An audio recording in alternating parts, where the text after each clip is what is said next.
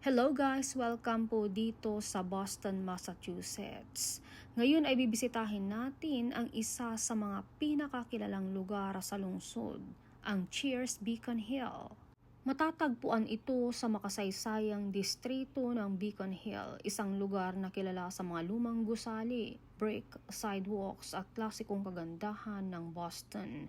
Maraming turista ang dumadayo rito dahil sa koneksyon nito sa sikat na television sitcom na Cheers na unang ipinalabas noong dekada 1980.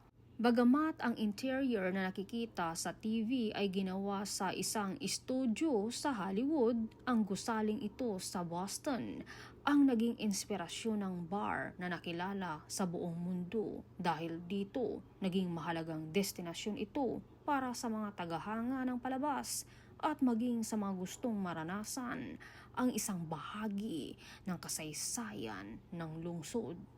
Sa labas pa lamang, mapapansin na agad ang klasikong disenyo at ang karatulang Cheers na madalas pinipicturan ng mga bumibisita. Sa loob naman, makikita ang iba't ibang memorabilia, larawan at mga detalye na nagpapaalala sa legacy ng palabas. Isa itong lugar kung saan nagsasama ang entertainment, kasaysayan at turismo. Ngunit higit pa sa pagiging sikat na lokasyon sa telebisyon, sumasalamin din ang Cheers sa idea ng pagkakaibigan at komunidad. Ito ang dahilan kung bakit patuloy itong dinarayo ng mga tao mula sa iba't ibang panig ng mundo. Para sa marami, hindi lamang ito isang bar kundi isang simbolo ng mainit na pagtanggap at masayang samahan.